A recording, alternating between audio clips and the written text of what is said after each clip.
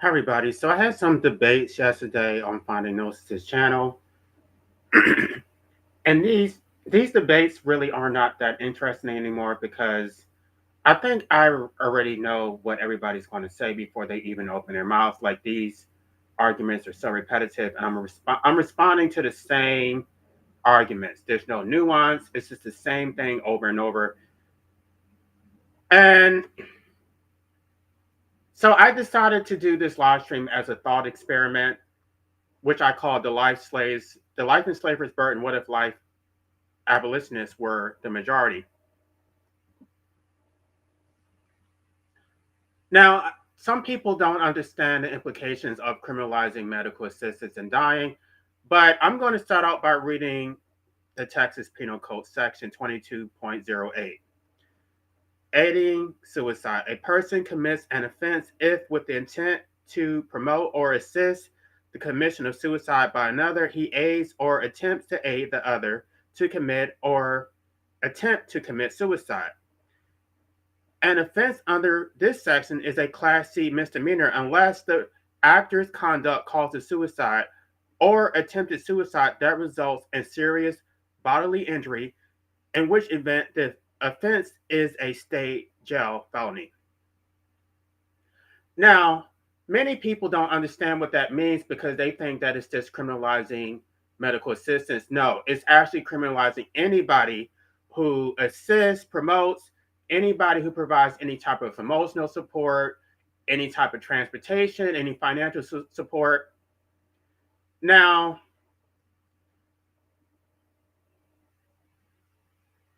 most people support this, by the way, because they have not given any serious thought to it and they don't think that it applies to them because they don't want the right for themselves. I don't know. I mean, maybe if they were terminally ill, maybe they would start to think about it seriously. But it seems to only be something that is considered in the abstract. It has no um, significance to their lives, right? So you're a competent adult. Even if you give consent to a doctor and a doctor has your permission, like Dr. Kevorkian had his medical license revoked. He was in prison. And by the way, when he was in prison, he was convicted by a jury. So don't think that the public is not complicit. They absolutely support your enslavement.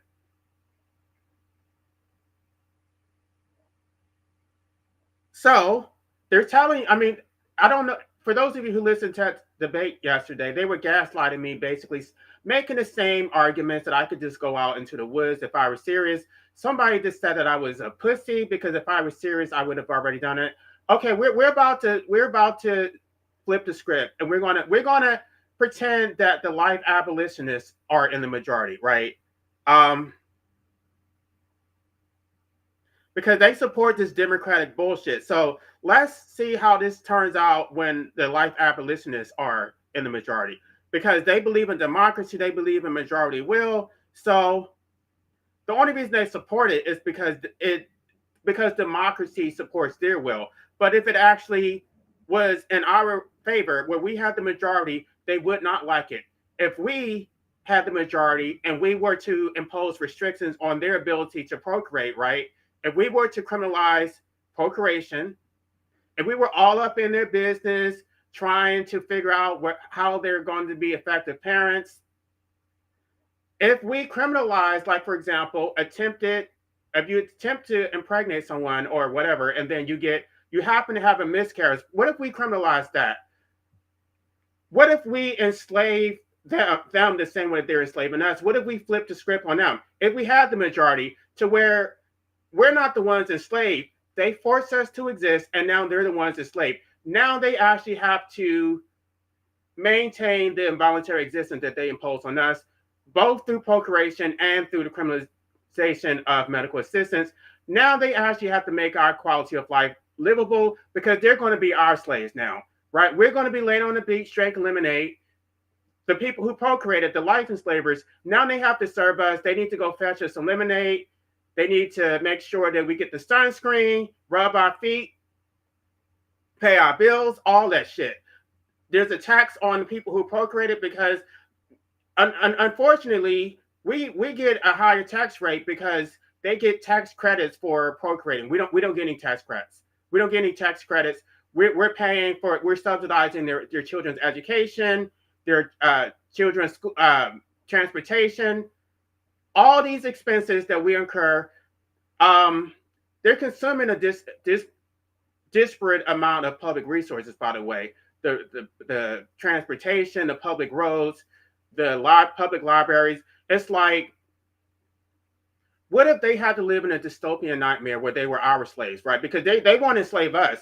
But if we enslave them, we have the majority, and now they have to serve us. Now they have to pay a higher tax rate. And everything that they have done to us, we did to them. They would not like it at all. They would all just take a big old drink of shut the fuck up. They would absolutely realize how oppressive it is. There would be no jokes. There would be no, I mean, because we could say the same thing about them. Well, if you didn't like being a slave, you would just opt out. You would just find a way. It's your fault. You chose to be enslaved because if you didn't want to be enslaved, then you would just find a way to get out. You would go to the woods and you would just handle your business.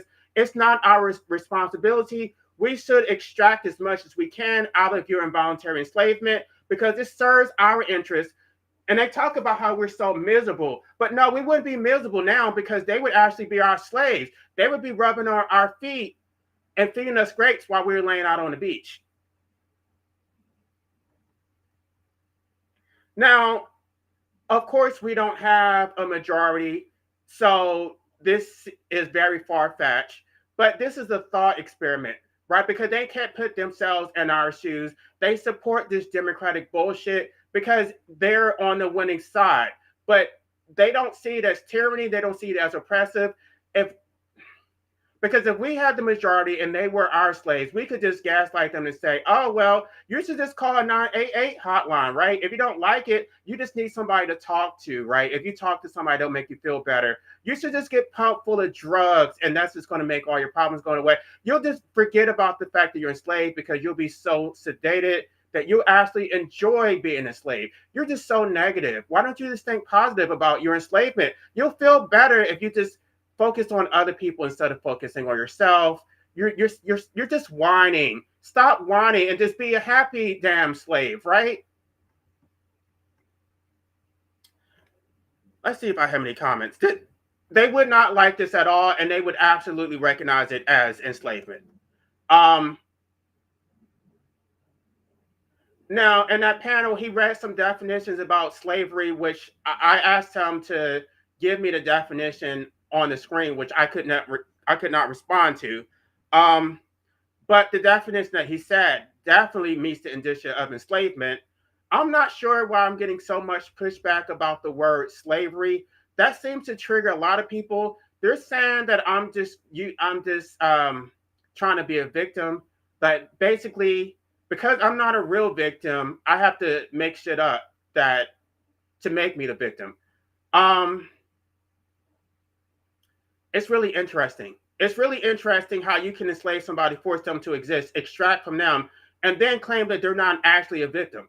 Deny them the right to opt out and say that they should just go to the woods and just handle. They should just figure out they shouldn't need medical assistance. And if somebody wanted to provide that assistance, they're going to be criminalized. So they're going to interfere with your right to enter into a private contract. They're going to deploy violence. They think that all of this is justified because it serves their interests. They don't give a shit about how miserable you are. They're not going to do anything to help your quality of life. What they're going to do is push it off on somebody else to tell you to go call a hotline. Oh my gosh, I could run those clips from yesterday. I'm not going to do that. It was so anti-intellectual. It's like I'm literally going up against what 6 or 7 people, and I'm running circles around all of them. And the only reason that it's not even a fair debate is because they're over talking me. But when I'm actually able to speak, my points are just landing, boom, boom, boom, just shutting everybody up. Um, but it's like, again, I've had these same debates over and over that it's really not that interesting. I actually talked to one person who was reasonable. His name is Steve Pender. He agreed to come on my channel. We're supposed to discuss it because he doesn't support it, but he was a little bit more reasonable. He doesn't want it to be a formal debate, but he just, I don't know, just wants to have a conversation. So we'll see how that goes. Let's see if I have any comments.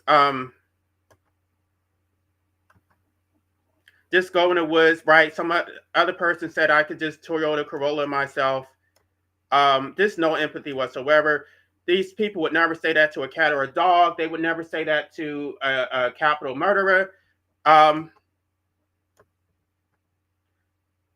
and so my position is, I mean, you guys know that anti-natalists don't support coercive, you know, restrictions on procreation, right? We call for voluntary human extinction. But if we're not going to have the right to exit on the back end, then they should not have the right on the front end, right? Because if they're going to impose life on us and we're basically trapped, then basically we need to put restrictions on the original imposition in the first place. Maybe we need to become a little bit more extreme and stop pushing for restrictions on procreation because they don't support our right to exit once we're here. They're just going to gaslight us and say that it's our fault. Um, Now, my position would be that procreation is inherently unethical, not just because you're necessarily harmed by the original imposition, but you have to couple it with the fact that once you're here, you're trapped, that you don't have the right to exit and you're just stuck. So, if you're going to be stuck, then they need to think long and hard about the original imposition. Um, Maybe there needs to be consequences for procreation if you're going to stick somebody with the life they don't even want and gaslight them and say that it's their damn fault. I'm so sick of this shit. I don't know. I think this passive anti-nativism shit is not getting us anywhere. Maybe need to become a little bit more extreme because they're not taking us seriously. We need to make some specific demands. They want freedom for themselves. They keep talking about how anti-natalist or authoritarian. They haven't seen authoritarianism yet. We need to start. I don't know. I don't know exactly what there are different camps within anti-natalism, and some people are already far more extreme. But this passive shit is not working. It's not getting us anywhere. They don't care. This is the reason why my philosophy, life abolitionism, combines elective pro-mortalism with anti-natalism. Anti-natalism is purely philosophical. It does not move the needle in one way or the other. There are no consequences. There is no liberation from the involuntary existence. It doesn't help those who are already here. It's purely philosophical, and it's unfortunately because people can just choose to they can disregard it. I don't know if we're actually proselytizing anybody. It goes in one ear and out the damn other. They don't care. They don't care. And so they have to be made to care. They need to actually suffer consequences. The extraction needs to stop. Stop being a participant in these oppressive systems. Stop being there for them. Stop giving into this altruistic nonsense of being a sacrificial animal. Yes, we are tired of the matrix, and they gaslight you to say that if you don't try to escape the matrix, then that means that it's your fault that you actually want to be here. Um, these people are not arguing in good faith. They have not given any serious thoughts. These arguments are so it's they're like on autopilot. Like there's no actual thought going on behind anything that they're saying. And it's nauseating. It's just like, do I have to respond to this constantly? Um,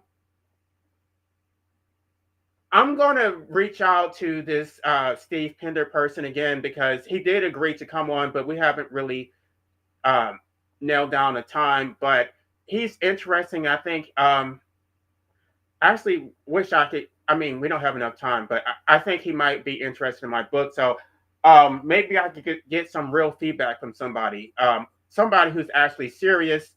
But basically, if somebody's forced to exist, then everything about this society is illegitimate. Procreation is illegitimate. Democracy is illegitimate. I mean, and what was so interesting about this, the person who I was debating was a so-called libertarian, which I don't know. And he was making these arguments about enslavement or non enslavement, qualified immunity, and government oppression. But yet, he did not seem to think that criminalizing medical assistance is oppression. He did not recognize that the root of freedom is the principle of self-ownership. He skipped past that. He went right into the social contract without addressing natural rights at all. It's like, no, you're like you. That's the reason why my book is so important. I'm not saying that my book is the only way to get the knowledge, but I synthesize it. Even though my book is lengthy, it's much shorter than if you were to go out and research it yourself and have to start from scratch. I compiled it all in one book from start to finish. You see, the argument is so coherent. Um, I'm not going to say that it's perfect, but this was a very ambitious project for me to put all that into one book. You don't have to go searching for it; it's all there. All the everything has been tied together in one comprehensive framework. So this is why when I debate these people, it's like my answers are already they just come out like without any effort because I already know what they're going to say. I've already given serious thought to all these arguments. It's not interesting anymore. I wish I could find somebody to actually give me some serious pushback and stop giving me these generic responses. All right, y'all. If we had the majority and we were to treat them the exact same way that they're treating us, they would not like it. It would literally be a dystopian nightmare. The dystopian nightmare that we're living would be their hell. We would be in paradise and they would be the ones miserable, right? Because their happiness comes at our expense. They don't give a shit. They want us to be their sacrificial animals. They want to extract from us. They want us to be wage slaves. They want us to be subjects in their bullshit democracy. So I'm not sure. We need to strategize and stop. I've already partnered up with somebody in my state, and hopefully I'll be able to start getting into some more activism. But I also want to file a PAC so we can start lobbying these legislatures. These officials are running for office, and we really need to nail their feet to the wall and get them to take a position on the right to medical assistance. This is not even a part of the zeitgeist. Nobody's even talking about it. How come the right to medical assistance is on nobody's radar? Where is the push? Where is the organizing? Where is the strategizing? Nobody's even talking about it. We're supposed to be a civilized country, but this is the most barbaric, oppressive system ever devised, and we have the audacity to talk shit about countries like Iran. Are you out your damn mind? I mean, I don't see much of a difference between this bullshit democracy and Sharia law that you're going to use your Judeo-Christian tradition to oppress me and to enslave me. I might as well live under Sharia law. It's just as bad. Your Judeo-Christian tyranny is just as bad as Sharia law. All right, y'all. Right. Well, I wish there actually was karma to where it would just manifest, but unfortunately, we're the ones who have to hold them accountable. We need to call them out on their bullshit. I really didn't want to do this, but maybe I need to run for office again because when you run for office, even if you run for as a third party candidate or something, people steal your ideas, right? Because I've run for office a few times, and these other candidates, like within the major parties, they read the questionnaires and the other materials from the other candidates. So even if I ran like as a Green Party candidate or libertarian, they would steal my ideas and then they would take it, right?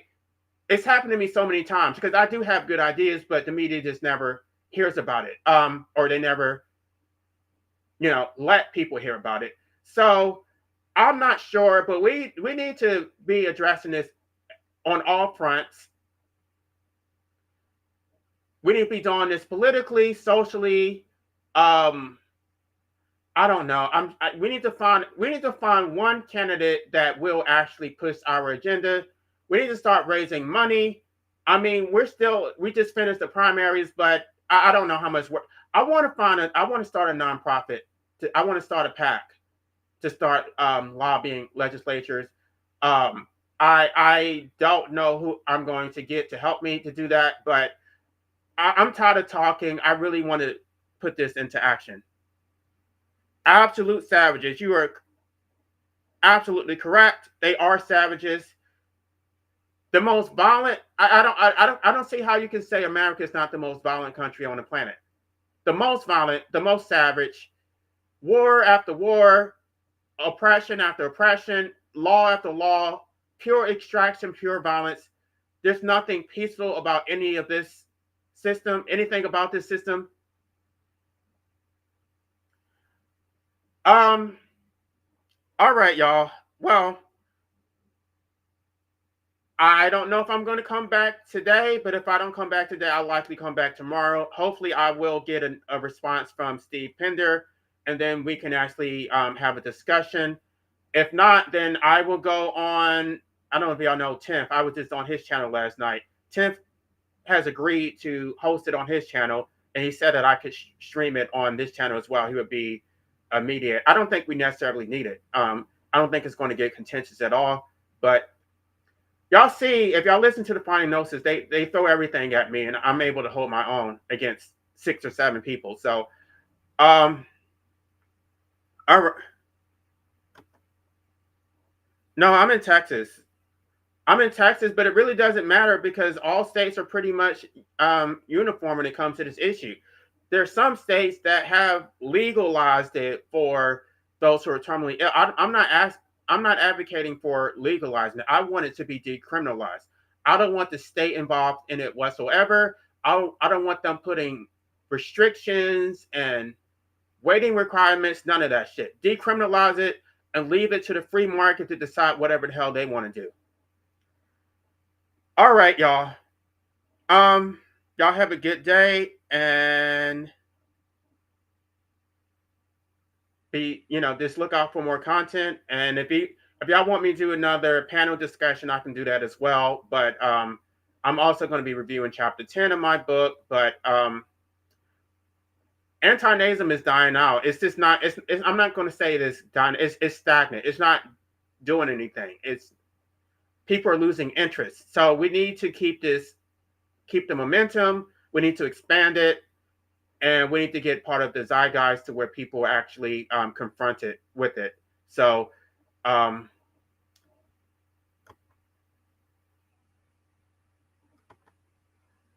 appreciate it. Unfortunately, every time I run, people always, they tell me, "Oh, if I knew that you were running, I would have voted for you." But it's like you can't rely on the media. You actually have to research the candidates. Like you have to look at the questionnaires to see everybody who's running because the media is not covering everybody. But a lot of people they just do a straight party ticket. They're not looking at individual candidates. So yeah, I appreciate that. But it just takes time to do all that to run for office. I don't know. I really don't want to do it, but it's necessary. All right, y'all have a good day.